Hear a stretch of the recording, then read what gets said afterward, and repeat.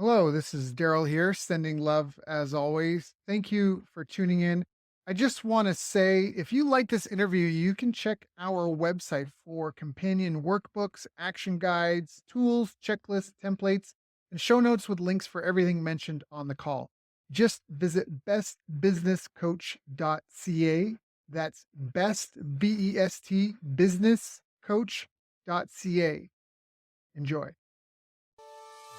Welcome to the Best Business Podcast, the podcast for established marketers, entrepreneurs, and CEOs, the ones who want to join me in my mission to create 200 new multimillionaires who solve world problems with entrepreneurship. If that's you, then this podcast was created to give you access to the tools, training, strategies, and tactics you need to achieve multiple seven-figure profits as soon as possible. This world needs the best business you can build, so please get ready, open your mind, believe you can do this, and let's build a better world together for future generations. Hello, everyone. Thank you for joining us. My name is Daryl Urbanski, your host as always, and today we are joined by a very dear friend and a very, very special guest. It's actually his second appearance on our show, and his name is Jermaine Griggs. If you didn't listen to our first interview with him, I highly recommend it. It was one of the first three we ever released, and to date, it's our most downloaded interview so far. And that's after 80-something interviews. Not just because it's the first, but it's ahead of the others by almost double, and it's because of the quality and the content. And Jermaine has a long list of credentials, including his phenomenal business at hereandplay.com. It's a solid seven-figure business, has been for years. It actually has the 4-hour work week, living the life other people and other gurus talk about. But not only that, the results his students get, and also for the person he is just in day-to-day life, having been nominated one of the Men of Character for 2014. Just a phenomenal human being. Man, I consider one of my best friends, and it's an honor to have him again here on the show. Jermaine, thank you so much for joining us again. Really appreciate your time. How's it going? Hey, Daryl, good to be here. For a second, I was like, who is he talking about? Is that me? Is that me? I know, you wouldn't know it. Your demeanor's so easygoing. But yes, so thank you for joining us. And what do you like? How you been? I guess. Well, we've already chatted before. Let's just keep it real. We've been talking for a while. We're actually mid-conversation, having a blast talking about this stuff.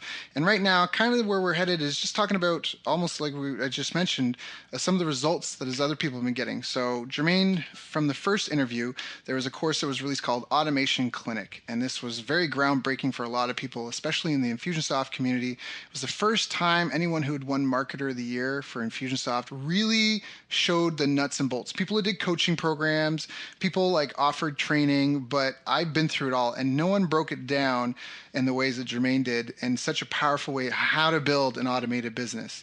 So I guess, Jermaine, where I want to talk about is, can we go through that progression at all? Like when you did Automation Clinic, why did you, maybe I should ask that, because I know some of the people in Automation Clinic will be listening to this interview. Why did you even do that course? Because you're already doing great with hereandplay.com. Why would you even step aside from that to do a course on how to automate your business? That's a really good question. And that's the question I ask of all people in the expert space. And you'd be surprised, though. A lot of people, when you get into internet marketing and just all things online, understand that there's good money to be made teaching people how to grow their businesses, but they start there oftentimes. And I guess people find it refreshing when they hear my story. It's like, not only has this guy been in the piano space for 16 years now, like it's all I've done. Like I've never had a job. I went to college, I graduated, thought I would be a lawyer, but this business all while, I started in my senior year of high school, has been my thing. It's my passion. We've got millions of eyeballs and impressions and reach amongst our students. We've got tens of thousands of students, and it's what I do to this day. Like I'm in my studio right now. It's a piano studio first. It's a music recording. I've got lights and 16 cameras. This is what we do every day. We're recording today, but as one of my mentors, Dan Kennedy, says, one business will often beget another. And if you are driven by what people need and desire, and you're tuned into it, well, okay, I won Infusionsoft Market of the Year. Well, what does that result in? It results in tons of people asking me, can you do this for my business? People begging me to come into their businesses and put these systems in place. And let me tell you this, Mm-hmm. I won Infusionsoft Marketer, let's say a couple years back, right? A few years back. It took me a whole year to answer that call.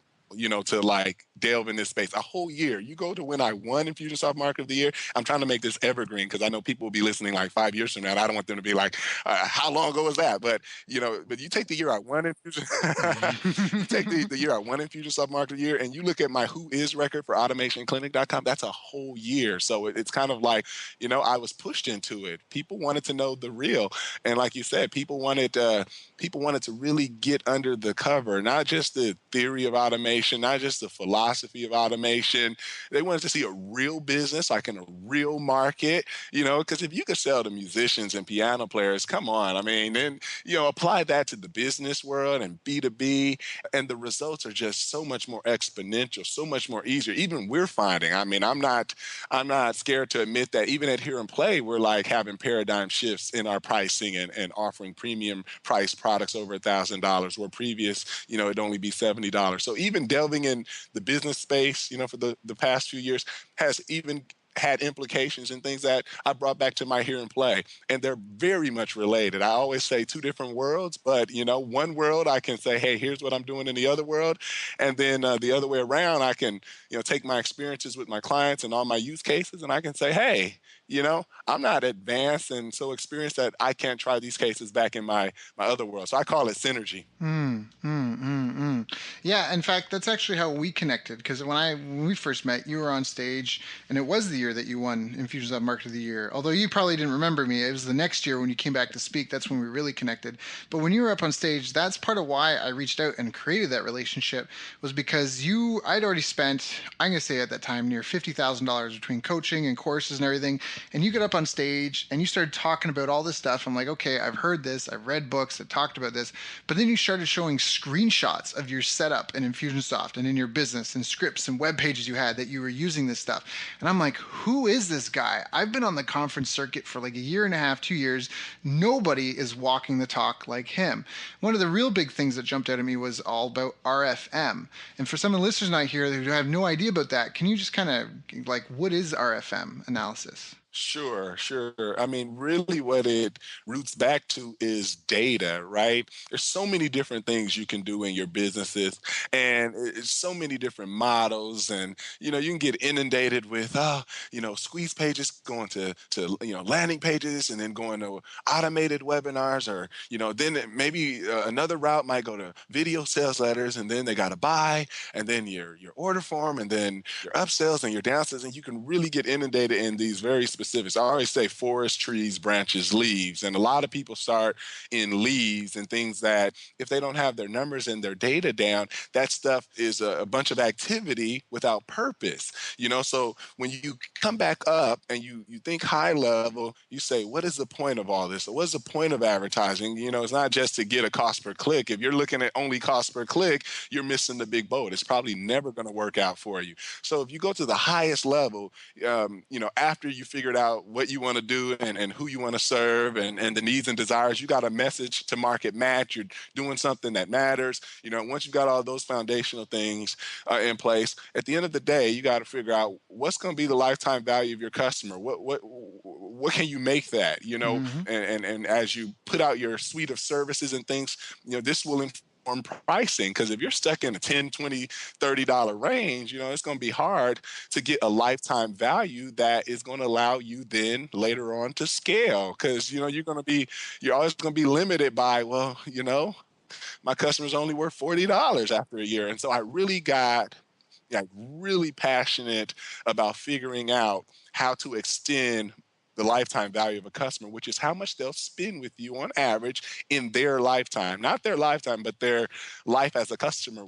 We first figured out that it's about a like 14-month deal. And after we figured that out, RFM, what that does is it kind of allows you a framework of, the health of your business and who to focus your attention on, who to focus your resources on. The R is the most important part of the formula in this framework. The R stands for recency, and the best way I can describe that is Janet Jackson's song, "What Have You Done for Me Lately?"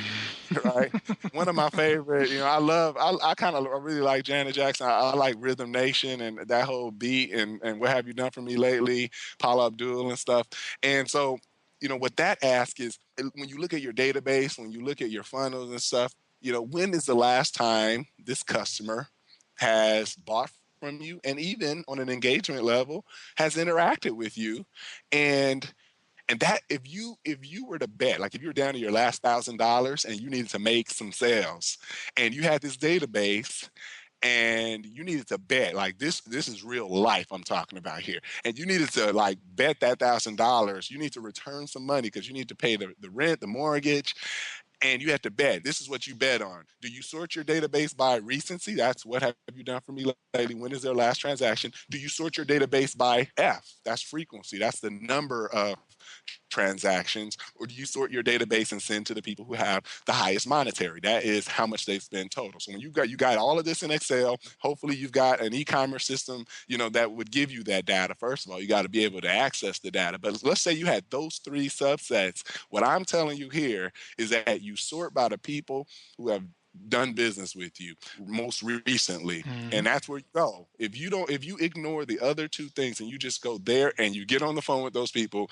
and you figure out what they need and you make an intersection of value to their needs, then if I was to my last, that's how it worked. And then secondly would be like, frequency and then monetary. So I started saying, okay, this stuff is groundbreaking, even in the music by ear niche where, yeah, my transaction sizes are pretty, darn low. But what we managed to do by really focusing our funnels on getting more frequency, keeping people recent, being intelligent about why they're getting certain offers on down the road because they're passing thresholds that are making me a little scared. Mm-hmm. Well, I know if they get past 6 months, oh man, Right. they're not gonna be as recent, and they're probably out of sight, out of mind. And so, we started doing that, and the end result was we're able to take someone in the music market to well over $600 in lifetime value and 9-10 transactions compared to probably average site selling ebooks on ClickBank. It's that $37 sale, one and done, and that's just so much harder to build a scalable and a business that's going to be here 16 years later. Right, right. Because here, even now, like you could pay off all your autoresponders, all your website fees, and even if, heaven forbid, knock on wood, something to happen to you, no one would really know because you've got all this automated stuff in place that your business will still carry on, right? And Sarah, I don't think knows how to shut anything off. Yeah, I could pass away, today, and at least I would live on for another 3-4 years. You'd be like, I thought he was dead. He's still emailing me, right? Yeah. He's still emailing me. He's calling me to wish me a happy birthday on my voicemail automatically. He's sending text messages to me. He's still selling me stuff. He's got a launch coming up next week. Meanwhile, I'm in heaven and stuff smiling. Right, right, right, right, right. Well, that's incredible and that's amazing. So the RFM, I think it really a couple of things to add to that. I've heard in a few other different books, but and most businesses and most people don't realize that, but most businesses will have completely new customer bases every 6 years, and that's kind of the idea. Is someone bought from you today, and then 2 years passes, and they haven't bought from you. Are they still your customer? Not really, right? So that's the RFM. So for people that are listening to this, I think right there, what you said is a huge tip for anyone who's heard you talk about lifetime customer value, understands why it's so important, was trying to think of a way, how can I expand my customer value? I just loved it. You're like, it's about getting on the phone with these people and finding the intersection between their need, your value can contribute in a fair price, and just trying to find a way to fulfill on that. I mean, that's just a great, easy, quick tip for anyone that's listening to the call. Just get on the phone with your customers, people who bought from you most recently, because they're the ones most likely to spend money with you again.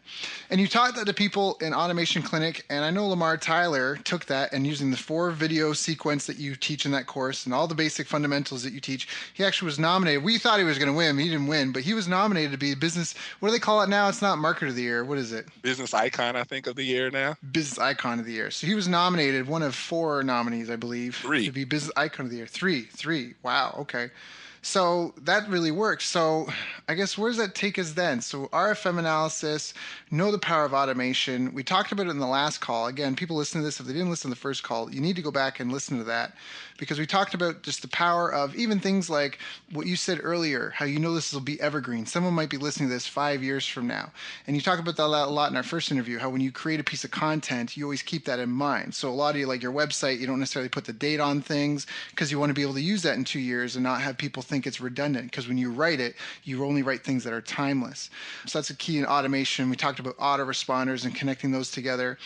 I guess what. Yeah, you're a big fan of Jim Rohn, right? Oh, I remember when you were like on him, you would quote Jim Rohn daily and recommended some books to me as well. And one of his lines is think with the end in mind. Automation is a mindset. It's not just, oh, what can I glean from Jermaine or guys and what kind of bubbles can I drag onto the screen and connect lines? It's not that. It's like, how do I think with an automation mindset just in my regular life. So even on your call, I don't know how exactly you're going to use this call, but I can be very helpful in not throwing out absolute dates and stuff like that, mhm. just to give people behind the scenes. I've just been programmed that way. If I'm on my own webinar and I'm like, I know I can automate this webinar later, and I'm doing manual work right now. And what automation really is systematizing what works. For you to know what works, you still got to do the manual work in the beginning. You still got to figure out what you don't automate mess. For it to be automated, first it needs to be a system. But for it to be a system, you do got to have some manual grunt work and seeing what's going to work for your niche.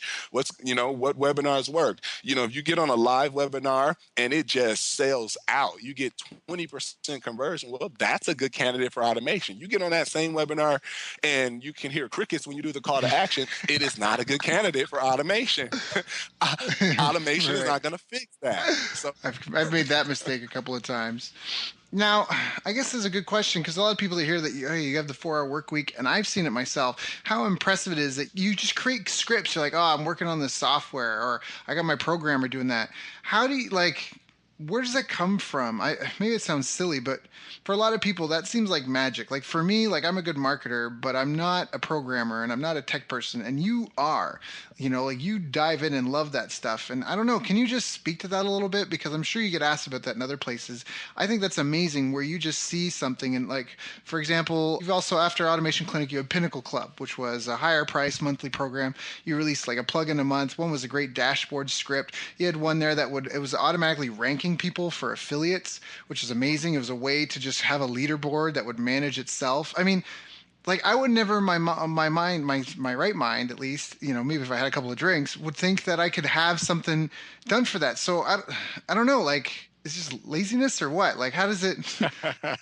well, yeah, Pinnacle Club's a good example because every month is like something groundbreaking. Like month 3 is like a fully functioning upsell script, or month 2 is like a fully functioning offer selector. Like, okay, give this link to someone, and if you use Infusionsoft and you give this link to someone via email, it will give them the best page from a list of offers. Like, it ranks the pages and like by tags, by recent purchases, by products, by custom fields. Like, send them to the next best offer. And the cool thing about it, like if they saw the offer and you tag them, well, they won't see it again because it's one link, and then it'll be like, well, don't send it to them if they have the tag that they've seen the offer. So it's like what it comes down to, Daryl, is, and I remember back in '05 when I started getting addicted to the feeling of creating something. I remember all of it is a learning process. I didn't know about creating and developing stuff and hiring programmers, but I remember prior to getting married, I heard about like rentacoder.com, which is now Freelancer, which is it's Freelancer now. I went from Rent-A-Coder to VWorker to Freelancer. And I heard that, you can hire people in other countries and, just think of something and they can create it. And I was willing to do that. I'm pretty sure my description for my first project wasn't perfect, but it gave me a taste of that other side. And I remember being in my honeymoon in Fiji, and my wife didn't really know it, but I would sneak on the computer at $1 a minute, to check up and see what this guy had created. And I remember it was like our first ever community for Hear and Play. Like, I mean, we went from like just regular pages and stuff to like, Daryl, you could log in. And this was before Facebook. Like, I felt like I was already I wasn't Mark Zuckerberg, but I was like already doing that in my own little world. Like, people were sending not Facebook. People are sending private messages, and then they're like adding people to their buddy list, all within my community, and then creating their own lessons. It was like we had our own MySpace meets Facebook for the musician community, and it was like PHP Nuke. Like, it doesn't even exist. It doesn't even exist today. Like, it's like open source platform, and I just got addicted to the creation of things that are in my mind. And what from other people are just kind of, they think it's a bigger process than it is, right? So somebody has the skill to do it. Somebody went to school to do exactly what it is in my mind that I want to create. I am the visionary, they're the implementer. And as long as I can, if I get an idea tonight, take out either my mind map software or my Evernote, and I just write it in regular human language. I try to describe it as best as I can from every angle, from the administrative side to the user side. And it's nothing more than that. It's nothing more than taking action. I even have a video series that I did in '06. I said, I'm gonna document, I'll show this to you, Daryl, too. You might find it fascinating. I said, I'm going to document myself coming up with a new idea because I did.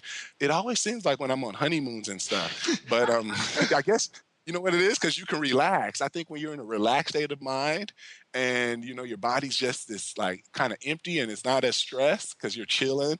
And then you're like, wow, I got a light bulb. So I said, but this time I'm going to record myself mind mapping the idea. It was for Mm, audio personalizer. I'm the only one to this day yeah, that I know personalizes audio messages. Like you can come to the page and it'll be like, "Hi, Daryl, happy birthday," or it'll say, "Hi, Daryl, welcome to the site," or you can put it in follow up, and it really comes across like I made this audio message for for you. you. Yeah, No yeah. one's been doing that today, and I have documented proof videos. I have like 10 videos showing, okay, this is what I wanted to do. I'm showing myself mind mapping it. I should offer it as a little You bonus. could. You could totally. Yeah. And then I show myself putting it on Rent-A-Coder. I show myself sifting through the developers who want to work on it and why I picked the one I picked. I show myself going back and forth reviewing it. And then the final product that I give away, I think I give it away at hearandplay.com/AP. I think I've given it away on stage, but there's no documentation for it. There's no help. It's not a software. I don't sell it. You got to figure it out. But if you want to, check it out, hearandplay.com/AP for audio personalizer. But yeah, to really answer your question, it's really about just taking action and get into a zone that very few go. And then once you get a taste of it, you're like, well, I can come up with anything pretty much. You tell me, if something pops in my head, I'm not afraid to go figure out, who's qualified to make it happen and then managing that process and bringing it to market. So I love that. So you said at the beginning, you're the visionary. You need to find the implementer with the skill set to implement what you want. And then you help explain that to them and the why to them. And really, you kind of are just the middleman between the need, the want, and the person who can fulfill on that, which is really what an entrepreneur should be. What I love is when you look up entrepreneur in the dictionary, it doesn't say the person who answers the phone, who mops the floors and cleans the toilets and does the accounting and answers the phone call. What it does say is, what does it say? A person who organizes and operates a business or businesses. A person who organizes and operates. So that's a really good definition. Now, what do you think are some of the fundamentals for being success? Because this is something you said before, and I wanted to drill down a little bit when you said automation can't fix, a bad process. Automation can't fix a webinar that doesn't convert. What do you think are some of the most important, critical, and key fundamental things that people on the call need to know about? Right. What I'm teaching my clients now, which is sales. I think at the end of the day, I think something's got to be sold. I think you got to be persuasive. So I would say at the foundation of all of this is sales and persuasion. And I don't care if you're selling an info product. I don't care if you're selling some VCs up in Silicon Valley. I don't care if you're selling your children on why they need to go to school and why they need to think of it seriously. You're selling your team on being all in on this project, to give it their all, incentivizing them, to work hard. I think at the end of the day, you should turn some percentage of your time to reading and educating oneself on sales and persuasion. Mm-hmm. Cialdini's book Influence was eye-opening for me. I couldn't put that book down, and Dan Ariely's book, I think it's Predictably Irrational. Just books along that, even the pop psychology stuff. Some people don't dig Malcolm Gladwell and stuff, but even his stuff, like just understanding or trying to understand how people think and how to be persuasive in your communication. Like when people talk to me, they say they just want what I'm selling. Like they don't even know what I'm selling, but they just feel like they want what I'm talking about. Like, where do I sign up? And so, you have to be able to convey your thing in that way, and understanding even the sales, how that works. I call it hipper. I came up with my own little formula that takes all the different things, but the H is the hook. And I don't care if you're talking to a small group, you got to have a hook, a theme. What are you going to do to grab their attention? The AIDA formula is attention, interest, desire, action. So you could call the hook is like that, the attention part of that formula. And, there's different angles to take. Like even in piano, I could make a bet that, okay, well, the normal angle to take is, learn how to play piano in the comfort of your own home without spending, years and years and expensive money on lessons, right? That could be like my main default hook. It's worked for years. But I could say, you know what, let's flip the script. Let's focus on our senior citizens on our list, or, maybe our more mature adults. And let's talk about the health properties of playing the piano, the relaxation and stress relieving properties. So I could have a whole different hook on research that has to do with music and how it affects the state of the brain and the relaxation. And so that could be my hook. See, my hook is the angle I'm going to take, how I'm going to grab attention. And so, the I is the issue. What I can say there is you got to know people's issue better than they know it themselves. And when they say Daryl understands me better than I understand me, then that trust is created there. Because a lot of people don't believe they can do what you're doing. It's not that they don't even believe you; they don't even believe themselves. They don't trust themselves. And I ask people on the phone, it's like you don't trust either one of two people. You don't either trust me or you don't trust you. And so understanding the issue and really being able to connect. And then the P is poke. You got to be able to cause a little bit of discomfort. This is telling people, well, what happens if you stay at the same way? Will you ever accomplish your dream of playing? Do you want to go to the grave? I heard that the grave is the richest place because there is the dreams and the aspirations and the goals and the songs and the books and all the ideas that never came to fruition. Do you want to go to the grave knowing that you had music inside of you? Do you want to go to the grave knowing you had a great business idea inside of you? That's just one angle to take when poking. Obviously, there's more direct things like what's going to happen if your business continues down this path. The pill is the solution, right? The pill is what you have to offer, your value in all of this. The I is no, the E is the effects. That's like the benefits and make it real. Business benefits, advantages, and features. Research the difference between those three things because people naturally people like business people want to be feature driven. They think that people buy number of hours. Like even if someone's going to hire me to be their coach, and if they say, well, how many hours does this come with? You coaching me. I say, I'm not about hours. I'm about giving you the result that you want, the Right. outcome that you want. If I can do that without talking to you, I told you this earlier. If I could do that without talking to you, why does it matter that we're on the phone 4 times? Do you want 10 leads a week or for your high, product service? Or do you want to talk to me 10 times? Which one do you want? Yep, yep. And real players get it. Real players understand the name of the game is results. We did have a good conversation about that. Sometimes there's people, actually, I've talked about a client that I had that I had turned down because they were more interested in having me work full time than about the results. And that's, like you said, if it's about the results, let's focus on the results. Because it's the same thing. I have goals every day. And if I get my 4 things done in the day, I can take the rest of the day off, because it's about the results. So okay, sorry, I was interrupting though. You're in the flow. So we got HIPP. So we got the hook. We got the issue, we got the poke, then we got the pill, then we have the effects. And then, once you got someone built up there, whether it's in your VSL, your webinar, your personal selling, your phone consultation, then you can't leave them there. You got to have the response. You got to elicit the response, and that's all the things you do to basically put the call to action out there. And sometimes you use scarcity, sometimes you use the deadline. Even if I'm on the phone with someone, it's like I say, I'd rather a yes or no than a maybe or I'll think about it. Either based on what we've talked about, you want to do this or you don't. And even the no is okay, but you need to decide. And then, in my music niche, I'm like, even God doesn't like maybe. In the Bible, he says a lukewarm person, he'd rather you be hot or cold, but never lukewarm. So, the response is about really getting that decision. And that's why I said if you were down to your last and you could sell, you should never be broke.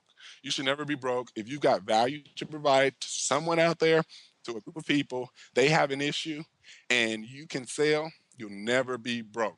And you have a customer database? Are you kidding me? Are you kidding me?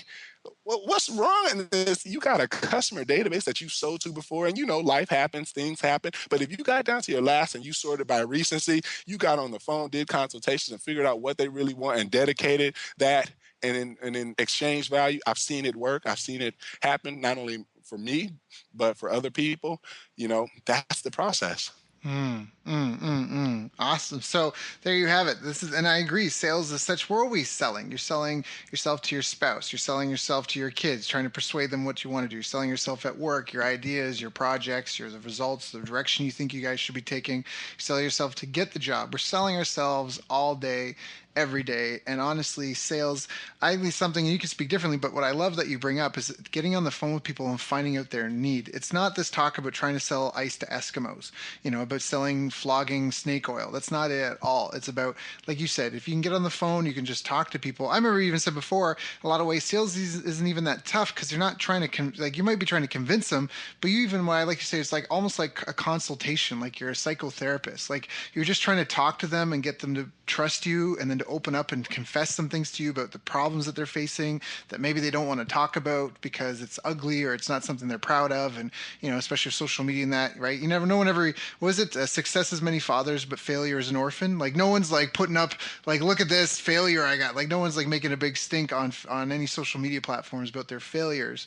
And then once you get them to talk about and what their pain point is and why it's a pain point, and if it's something you can help, then just offer to help them with it. And then almost like a stern and loving parent, like you said, like I'd prefer you make a yes or no, but don't waste my time with a maybe because there's other people I can help. And I just love that because it's very kind of matter of fact, and everyone can hear and feel that your tone is not pushy, not pressure. Like there's no pressure. It's not salesy at all, but it's just really about helping people. So I love that. And by the way, the URL you gave did work. That talking about just giving value left, right, and center. The audio personalizer tool does help, and it is great, and no one else does that. So yeah, Jermaine, you're such a good man. Anyways, so all right, so they have to learn how to sell. That's one of the key, like, fundamental things that if someone wants to be successful in business, they have to learn how to sell. We just gave them the formula: hook, issue, poke, pill, effects, and response. What else do we need if we're trying to be successful in business?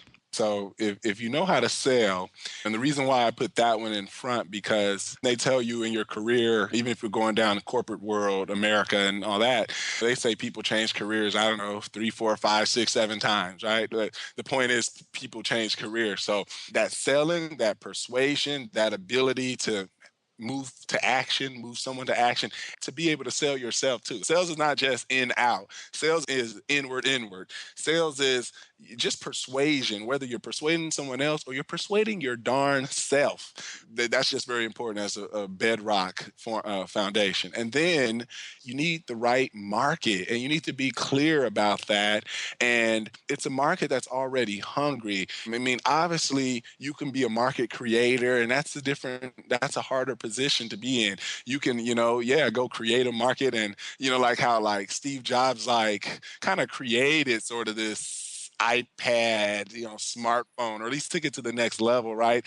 And that's a little different. You're going for something big, and we need those kinds of things. But something that's a little bit more certain is a market that's just already hungry. The late great Gary Halbert tells a story of like the hot dog stand, and he's like, okay, he asked his audience like, what would you guys, if you could like wave a magic wand and you had a hot dog stand, you could ask for anything in the world to make this hot dog stand successful. And then people would say, oh, I want the best sign, I want the best hot dog maker, I want the best, want the best like design and logo. And he was like, I'll give you guys all of that. In fact, you guys can combine together and have this magic all-star hot dog stand. He said, this is what I would ask for. He said, I would ask for a starving crowd. Because if you have a starving crowd that's like been partying all night and you're the only hot dog stand there when they need you, I don't think you have to have a great sign. I don't even think your hot dogs have to be like the best gourmet, like in the top 25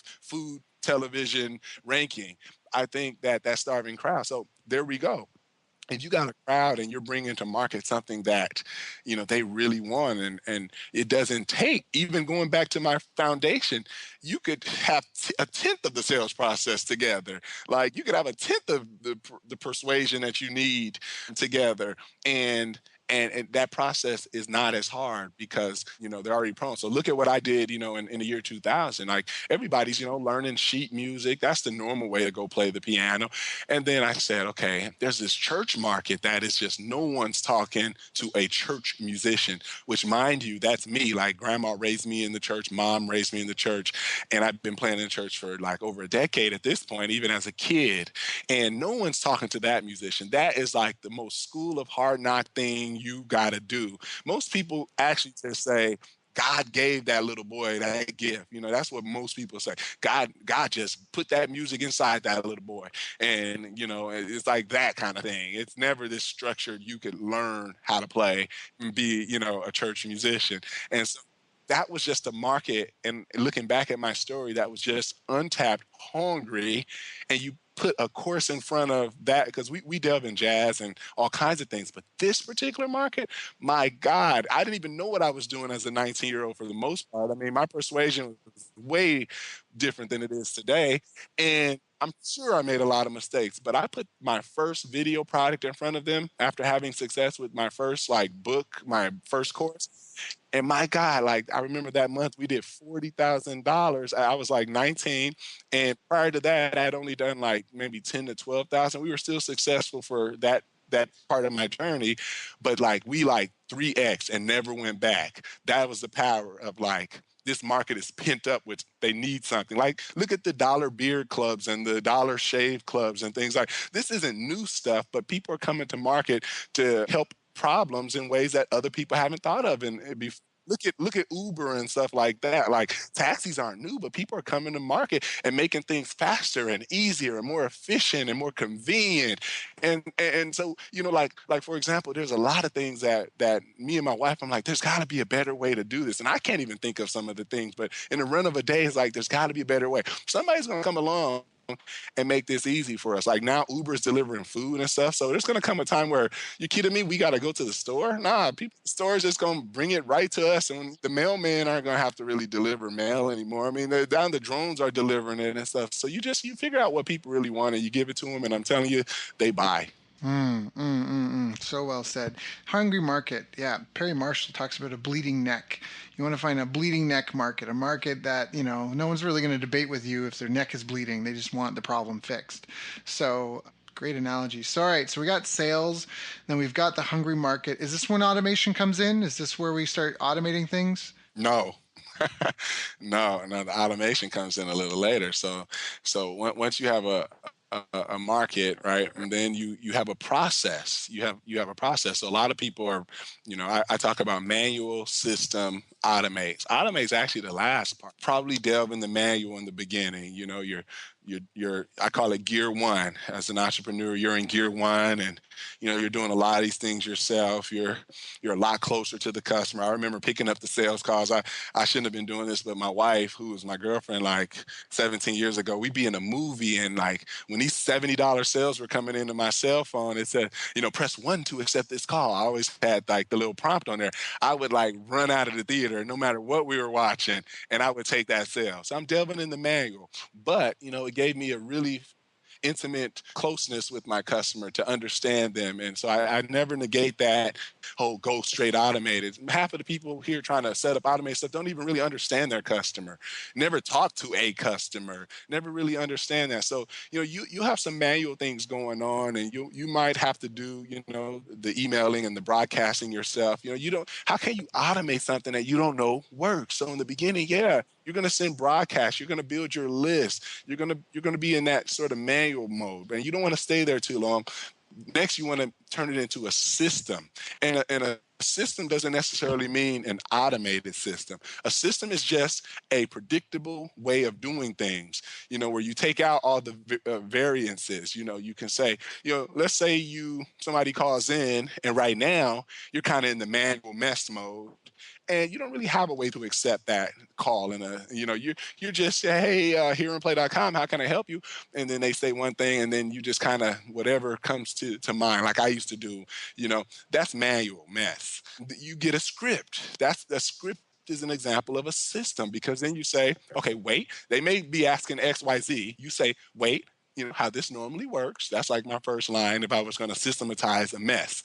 How this normally works. And, I've got a couple questions to see where you are in your playing. And then you take them down a path to get them to reveal to you where they are. And then you go to a close to make sure, first of all, that you're giving them what they really need. Right. So once you have a system, then you can say, okay, well, how do we automate that? Even how you make a VSL, a video sales letter, or make a webinar, you should be following some path. Like I had one client and he sent me his script. He was only closing 1 in 10 people. And I was like, that's a horrible conversion on the phone to me. I mean, I can almost do that on an automated webinar. And I looked at his script, and his script started at like almost the E, and I mean, not even the E. The script started on the R part, like the last R. Like, well, You there's ready only to buy? You ready to buy? How about buy now? basically, Want to buy now? What about yeah, now? Want to buy right. now?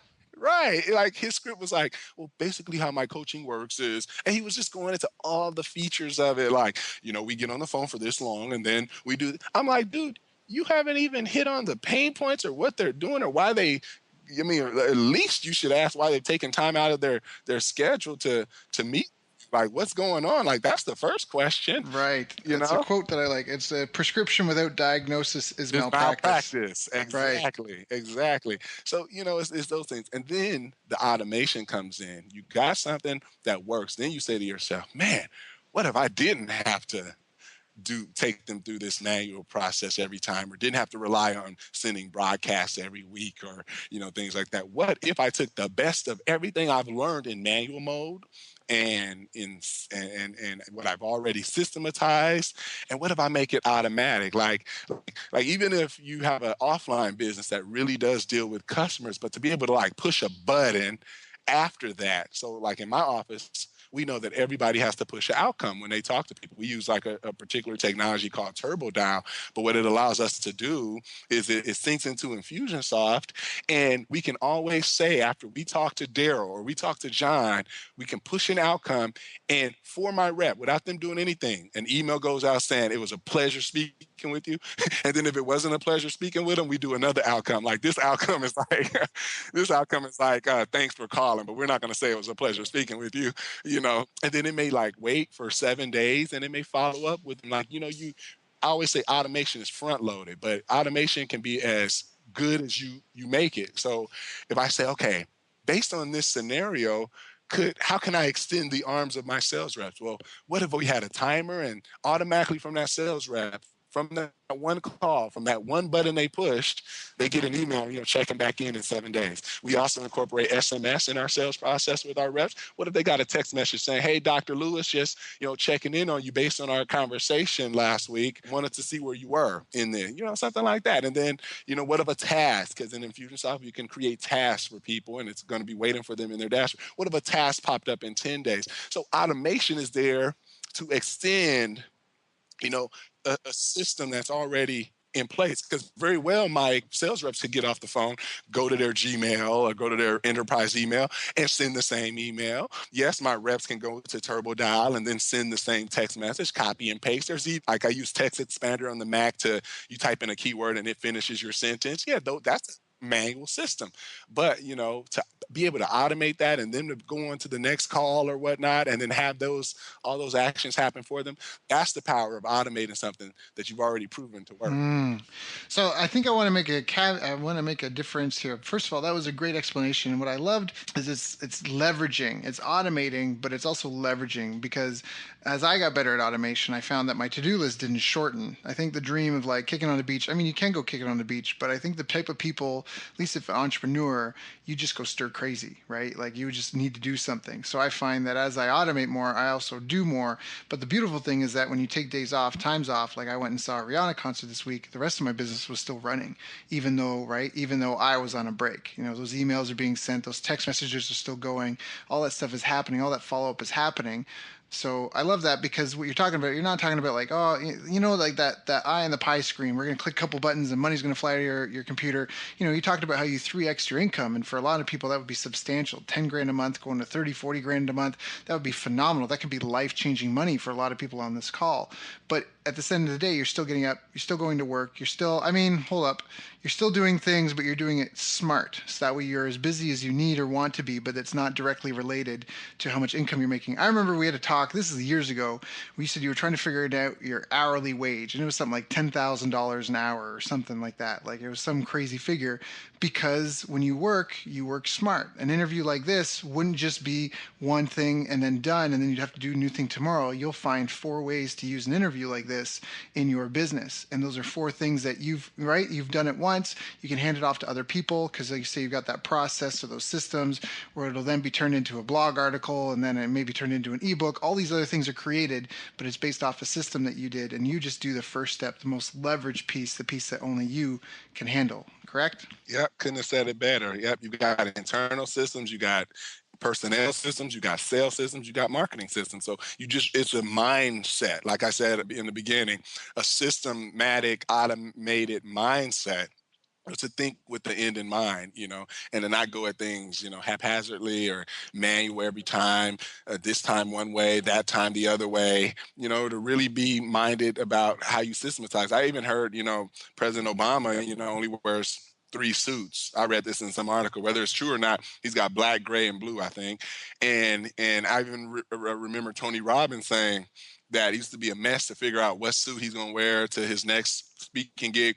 But what they did, they turned it into a system for his assistant. He put his 10 suits, he laminated and said, suit 1, suit 2, suit 3. So he can look at his little laminated catalog and be like, I want suit 1, shirt 3, socks 4, and shoes 5. Like, that's a system too. Like, everything can be systematized. And then he could probably further automate it by saying, he could set up some rules and conditions for his assistant, like just like in Infusionsoft, but do it in a human level and be like, okay, if I'm speaking at this kind of event where they're paying me this kind of rate, I want to wear the fancy suit.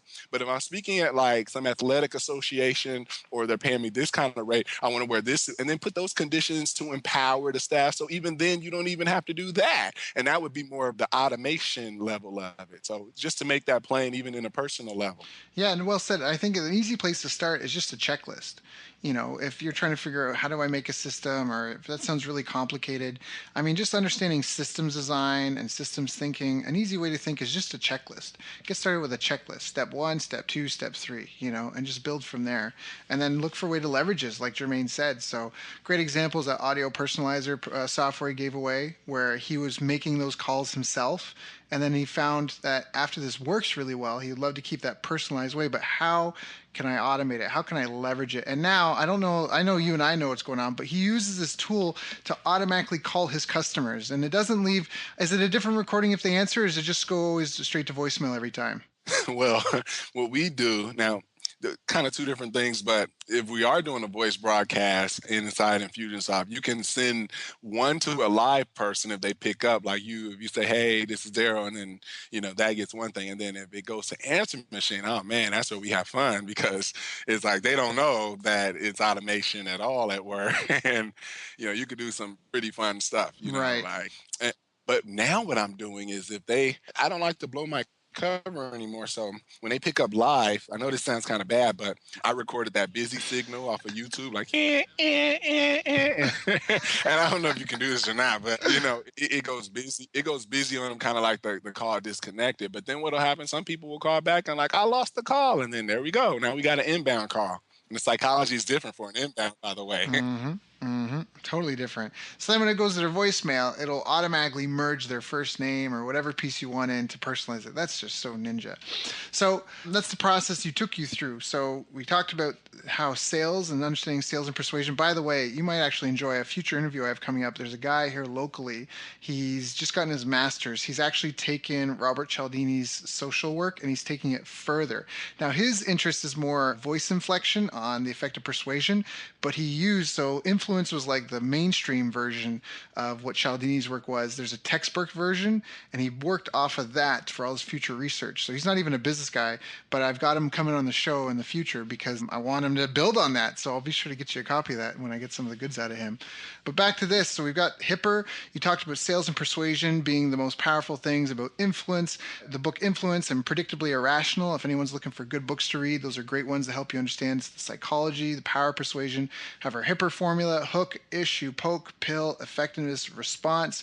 Talking about how we need a hungry market first and foremost, because you can't sell something, even if you're a gourmet chef, someone has already eaten and they're full. Even if you made the most delicious meal in the world, they're full. They're not going to be able to eat it.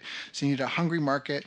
And talking about that, you might have to start with a manual process first, gear one, work through things a few times, get into a checklist, then start refining the process and looking for ways to leverage it and automate it, and then extend it. And then obviously that translates into the mindset of systems thinking, which is excellent. I mean, that right there is a blueprint. And I love even just the very simple tip at the very beginning that you had, which helps people with all of this, which is just pick up the phone, call your most recent last customers, your most recent last customers in order of most recent to least recent, and just talk to them and find out what their pain points are, find out what they need help with, find out this stuff. And you might not even have something to offer them at the time, but get that research, do that data, and then come back to them with something that maybe you can do for handle, right? If you don't want to do just one-on-one people, maybe some sort of group program, or maybe some sort of course, or whatever. People listen to some sort of software or tool you develop for anyone that's listening to this as a way to help enhance your customer lifetime value.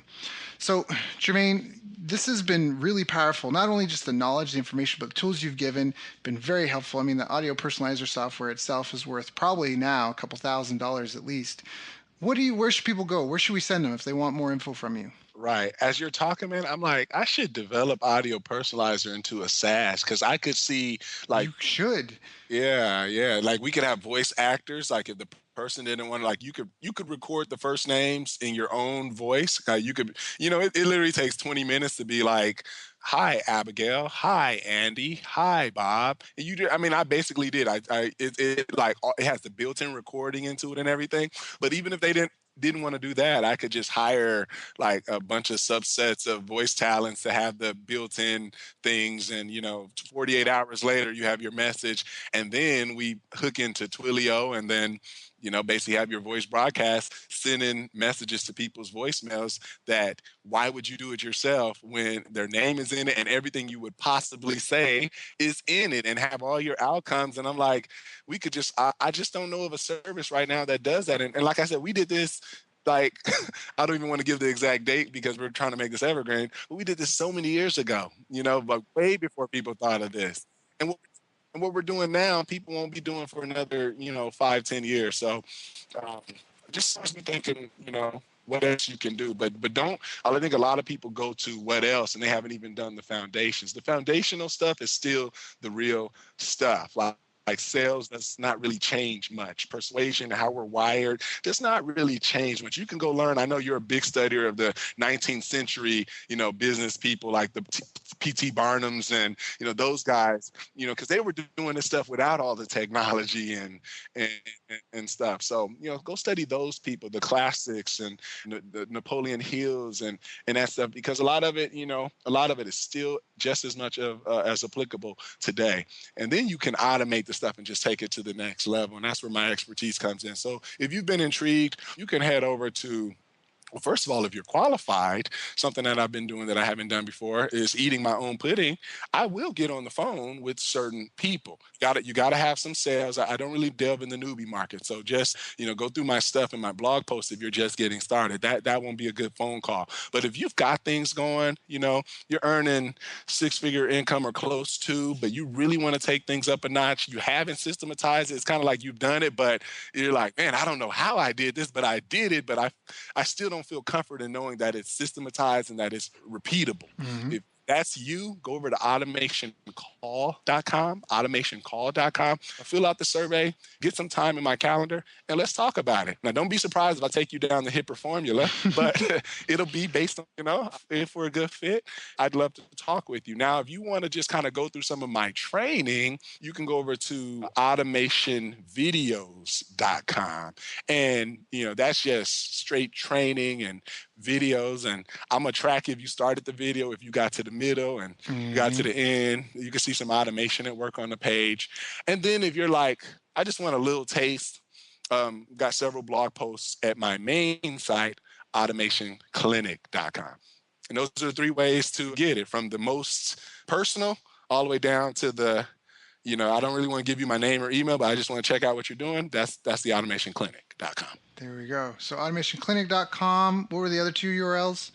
Automationvideos.com if you want to like go through one of my series, my video training series. And then if you're like, I want to talk to this guy, I am qualified, automationcall.com. Automationcall.com. And honestly, as a caveat, another guest we had, Dan Fagella, I remember he would message me to like not fighting, but just like, how can I get Griggs on the phone? You remember that? I I was like, know. dude, my buddy Dan really wants to talk to you. So honestly, this is an exclusive thing. This is not a URL that's been passed around anywhere else. This is a privilege to you, my fellow listeners. Yeah, there's no tricks, no strings attached. Jermaine's definitely the real deal. Check out his stuff. I fully endorse him. This man definitely helped change my life in a big, big way, helped me connect the dots. It's part of why I consider him one of my best friends. He's just a phenomenal human being, a phenomenal marketer, one of the best in the world I've ever seen at his craft. All I can say is he's here for a second time because I'd prefer to bring someone back that I know is really quality, reintroduce you to him again, than bring a bunch of new people in. Because for me, the quality of the guests I have on the show means a lot to me, because I know that as my listeners, as my audience, that you guys are coming to me for a helpful guide. Because before I saw Jermaine on stage, I know I'd spent $50,000+ on stuff, and I did learn a lot, and I have implemented that. But Jermaine really did help me connect the dots together, and I'm sincere. And all those URLs, there's none of them are tracking URLs. Won't know how much traffic I'm giving, so there's no real benefit to me. It really is for you, just trying to connect you with people who really can help. So Jermaine walks his talk. He knows what he's talking about, and I fully, wholeheartedly endorse everything he does. He's just a phenomenal human being, and I don't know, just being his friend and listening and doing what he says has helped immensely. So if any of this has resonated with you, I highly, highly, highly recommend you get on his list and check out some of his stuff. So Jermaine, thank you so much. It is an honor and a pleasure to have you. It's always a pleasure when we chat. I can't wait till I come back to Cali so we can hit CrossFit together. I'm trying. You better be training, man. I'm trying. I'm going to be throw down. I remember that last time we were on the rower and it was like neck and neck. I'm going to make it not. Yeah, I'm coming back. I'm in it to win it, man. I'm in it to win it. So just thank you, and be sure to give the girls and Brennan and Sarah a big hug for me. And I just appreciate you, man, so much. I sure will, man. And I mirror all that stuff back to you. You're a great guy. I've been saying, when are you going to be back out here so we can hang out? I'm headed to CrossFit right now to do a 1 mile trial. So let's see if I could, get in the lower 5 minutes. And, it's just all about just being your next best, whether that's in business or sales or fitness or relationships. We're just always striving to just be a little bit better. And that better is always over the horizon. I don't think you ever get to better because there's always the next better, but you're just always striving to be better. And so you make me better, and you said I made you better and make you better, and that's what it is, iron sharpening iron. So it's always a pleasure to be on the phone with you and in person with you, and to be introduced to your listeners. My pleasure, and hopefully I'll talk to some of you guys soon. Thank you, Daryl. You've reached the end of our interview.